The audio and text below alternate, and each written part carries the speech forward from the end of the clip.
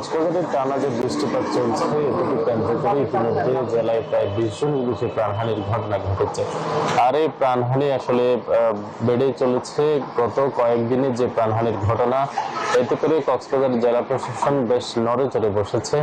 ইতিমধ্যে যারা পাহাড়ে বসবাস করছেন তাদেরকে সেখান থেকে সরাতে একজন নির্বাহী ম্যাজিস্ট্রেট দিয়ে বিভিন্ন জায়গায় মাইকিং করে শহরের যারা বিভিন্ন পাহাড়ে বসবাস করছেন তাদেরকে সেখান থেকে সরে যাওয়ার জন্য মাইকিং করা হচ্ছে। ফায়ার সার্ভিসও সেই কাজ করছে।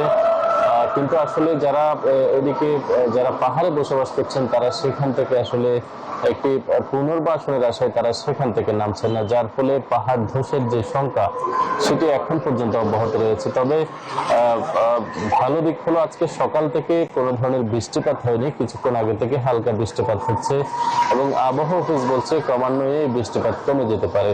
তবে টানা বৃষ্টিপাতের ফলে কক্সবাজারের যে বেশ কিছু ইউনিয়ন আসলে প্লাবিত হয়েছে, সেগুলো যতদিন পর্যন্ত বৃষ্টিপাত থাকবে ততদিন পর্যন্ত সেখানে পানি থাকবে।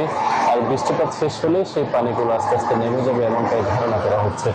তবে প্রশাসনের পক্ষ থেকে যে সহযোগিতা পাওয়ার কথা সেটি মোটামুটি পৌঁছে দেওয়া হচ্ছে। তবে বিশেষ করে সেন্ট মার্টিন সহ বেশ কিছু এলাকায় যেখানে একেবারে বিদ্যুৎ নিয়ে বেশ বিপর্যয়ে পড়েছেন সেখানকার বাসিন্দারা, এবং রোহিঙ্গা ক্যাম্পেও এখন পর্যন্ত যে হতাহতের ঘটনা, যার ফলে কিন্তু রোহিঙ্গাদের মাঝে এক প্রকার ভয়ভীতি কাজ করছে। পাহাড়ের পাদদেশে যারা বসবাস করছেন তাদের এক প্রকার ভীতি নিয়ে সেখানে বসবাস করতে হচ্ছে। আমরা গতকালকে রোহিঙ্গা ক্যাম্প ঘুরে দেখেছি, সেখানে ইতিমধ্যে প্রশাসনের পক্ষ থেকে সেখানেও মাইকিং করা হচ্ছে এবং যারা ঝুঁকিপূর্ণ জায়গায় বসবাস করছেন তাদেরকে সরে যাওয়ার জন্য বলা হচ্ছে। কিন্তু আসলে যারা সেখানে থাকছেন সেই ঘরটি ছাড়া তাদের আর বিকল্প কোনো জায়গা না থাকায় তারা সেখানে থাকছেন এবং পাহাড় ধসের ঝুঁকি নিয়ে আসলে তারা সেখানে বসবাস করছেন।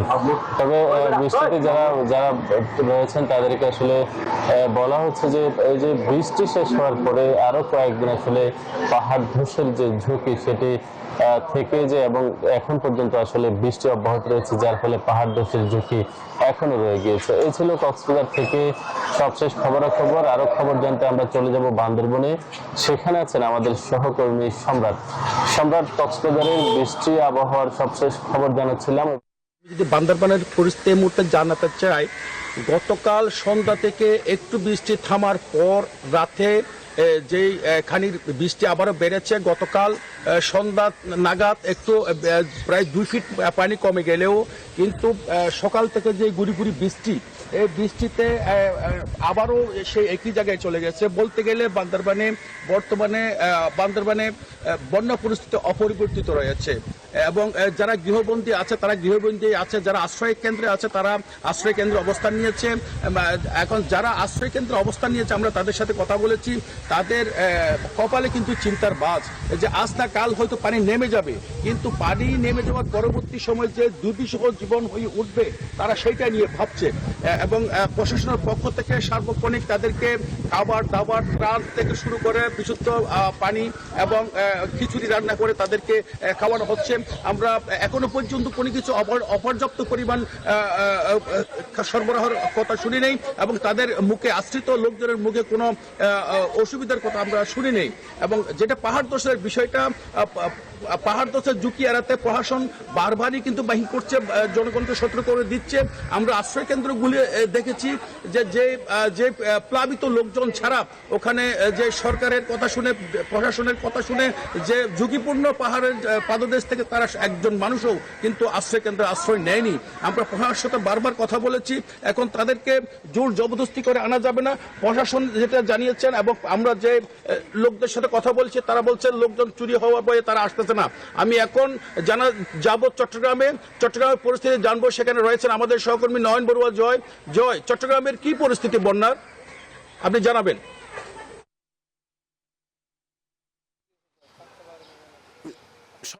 আপনাকে ধন্যবাদ। দেখতে পাচ্ছেন চট্টগ্রামে কিন্তু সকাল থেকে বৃষ্টির থামলেও আমরা দেখতে পাচ্ছি ঘর বাড়িতে এখনো পর্যন্ত পানি দেখা যাচ্ছে। তবে সড়ক থেকে, যেখানে মহাসড়ক কিংবা অলিগলি যে সড়কগুলো আছে সেই সড়কে কোমর পানি থেকে হাঁটু পানি ছিল, সেই পানি কিন্তু নেমে গেছে আমরা দেখতে পাচ্ছি, যেহেতু বৃষ্টি থেমেছে। তো গুড়ি গুড়ি বৃষ্টি এখনও অব্যাহত আছে। যখন ভারী বর্ষণ হয় তাহলে কিন্তু আবারও জলাবদ্ধতার সংখ্যা থেকে যায়। আমরা ঘরবাড়িতে দেখতে পাচ্ছেন কোনো জায়গায় নিচু এলাকায় যেহেতু এখানে নালাগুলো পরিষ্কার না থাকার কারণে ঘরবাড়িতে অলিগলিতে যে ঘরগুলো আছে এই ঘরগুলো এখনো পর্যন্ত পানিবন্দী অবস্থায় এখানে বাসিন্দারা আছেন। তারা বলছেন যে এখানে নালাগুলো পরিষ্কার রাখা দরকার। সিটি কর্পোরেশন সেই জায়গায় নজর দিলে তাহলে কিন্তু অলিগলিতে যে পানি জমে থাকছে, বৃষ্টি থামলেও কিন্তু পানি জমে থাকছে, তো সেই জায়গা নিরসন হবে বলে তারা মনে করছেন। এখানে যারা ভুক্তভোগী আছেন, বাসিন্দারা আছেন, তাদের সাথে একটু কথা বলার চেষ্টা করছি। আপনার ঘরের ভেতরে তো এখনো অনেক পানি, ঘরের ভিতরে অনেক পানি, এখানে কোমর হামাস, ওখানে রাত্রেও থাকতে পারি না, খাট টাট সবগুলো ডুবে গেছে বুঝছেন আমার বাড়ির ভিতরে, কিন্তু নালার পরিষ্কার কারণে পানি জমি রেখেছে এতটুক। এই ছিল আমার এখানকার সর্বশেষ। ফিরে যাচ্ছি স্টুডিওতে মেঘলার কাছে। জয়, আপনাকে ধন্যবাদ। Bashundhara public school and college 2026 শিক্ষাবর্ষে ভর্তি চলছে।